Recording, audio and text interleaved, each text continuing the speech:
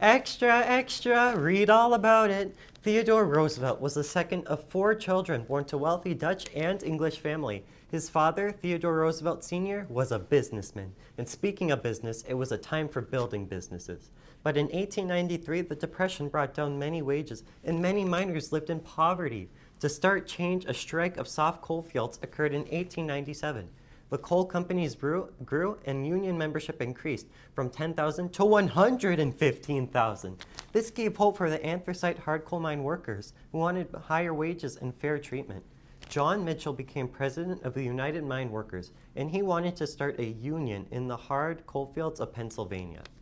Extra, extra, read all about it. 3 years later, on September 6, 1901, the president at the time, William McKinley, was in New York when he was shot. He died and became the third assassinated president in less than 40 years. So I, Theodore Roosevelt, am the 26th president. I am the youngest person to have ever become the president of the United States of America at the age of 42. In my life, I have had many jobs, such as an author, a sheriff, a civil service and police commissioner, assistant secretary of the Navy, a war hero of the Spanish-American War, where I led the charge of the Rough Riders on foot up Kettle Hill during the Battle of Santiago, which made me the biggest national hero to come out of the Spanish-American War. I have been vice president, and with the unfortunate events of Mr. McKinley, I feel well qualified and honored to be the president. Extra, extra, read all about it. 2 months after Roosevelt took office, businesses were not treating workers well. The coal workers went on strike, and Theodore Roosevelt wanted a fair, square deal. Theodore Roosevelt felt it was his responsibility to be the first president to side with laborers instead of large businesses.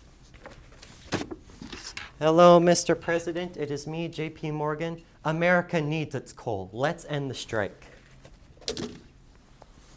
Yes, Mr. JP, but how do we do that? You send your men to see my men. That would not be fair or right. I was a friend of your father's. Don't forget where you come from. Well, my father taught me everything I know, including that every man, woman, and child deserves a fair, square deal. Things are a mess, and it is my responsibility to fix this. You, JP, need to follow the rules. I've spoken to many mine owners, and they suggest military action. You order the army in to break the strike. Call in the army? Can we do that? Sure, bring in the army, but not to break the strike. If the owners won't negotiate, then we'll use the army to take control. No, that's not what I meant, and that's not even legal. You can't meddle with private business.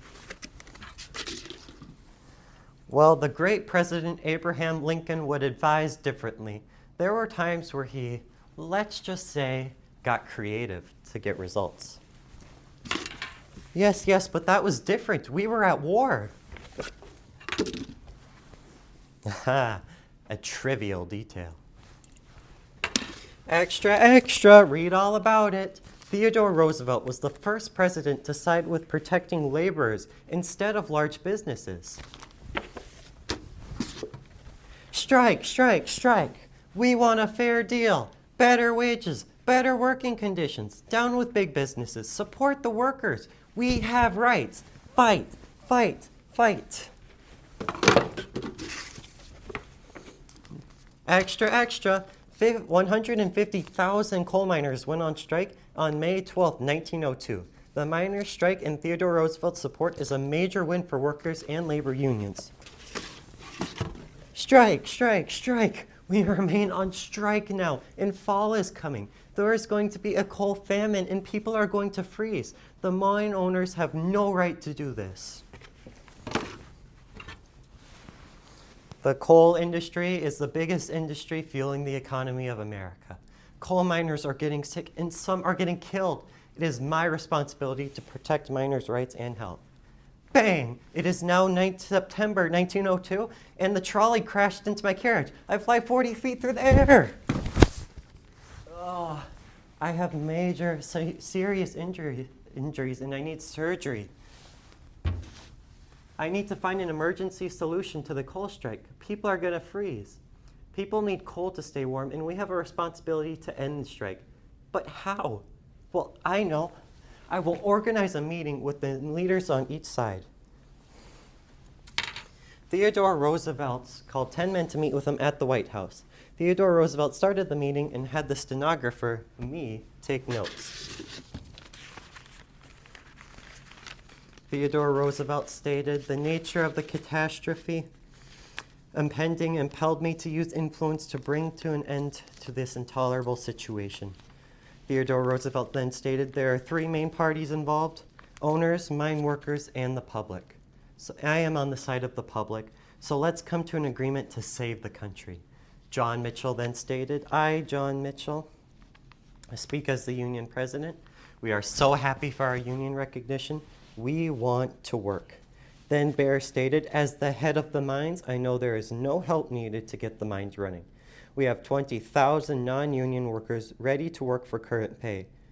Then also John Mitchell then stated, "Our union wants fair wages and fair hours. This is our right." Then Bear replied, "We will not let business be bossed around by a mob." Then John Mitchell stated, "Time is running out, Mr. President. We are trying to do the right thing. You know our offer, and now it is up to them." Then Bear stated, "You, Theodore Roosevelt, have the responsibility to protect men who want to work.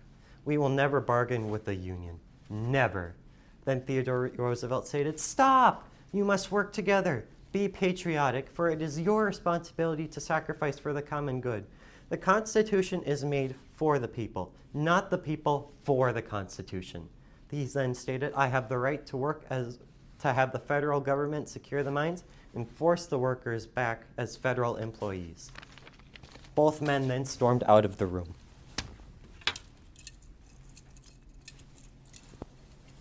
Well, that went over like a lead balloon. Extra, extra, read all about it. The meeting ended badly. Theodore Roosevelt decided to read the notes of the meeting and found that the attitude of the owners was stubborn, but the union was willing to work together for a solution. If he took this information to the public, there would be pressure to end the strike. I am going to send the meeting notes to the government printing office and turn this into a pamphlet. This will help the public to favor the rights of the miners and their labor union. Extra, extra, read all about it. The public feels sympathy for the coal mine strikers' rights. The public is angry with the entitled coal owners who have no right to give unsafe jobs to coal miners. For the first time in American history, a striking union was seen in a good light. And there's more where that came from. I have more ideas. I will talk with J.P. Morgan. We have met in legal court before, but now we must meet in agreement. J.P. is the man who can influence the coal mine owners and settle the strike. Breaking news! A new commission between the union workers and the coal mine owners was made. Theodore Roosevelt drafted a proposal that the mine owners accepted. On October 13th, 1902, Theodore Roosevelt announced that the strike was over. The coal miners and labor unions' rights were restored. People thought Roosevelt was a hero. The government's responsibility as acting as a peacemaker began. The 163-day hard coal strike ended. Theodore Roosevelt helped foster good relationships between employers and employees. Yay! We almost got exactly what we asked for. We were working 10-hour days and we asked for 8-hour days, but we settled for 9-hour days. We asked for a 20% wage increase and we were given a 10% wage increase. This was the single most important event for rights of workers in the labor movement in the United States. And after the strike, the miners, like me, were treated like humans and not as disposable machinery. American labor flourished and labor unions flourished. In the great words of Theodore Roosevelt, the labor union shall have a fair, square deal, and the corporations shall have a square deal, and in addition, all private citizens shall have a square deal.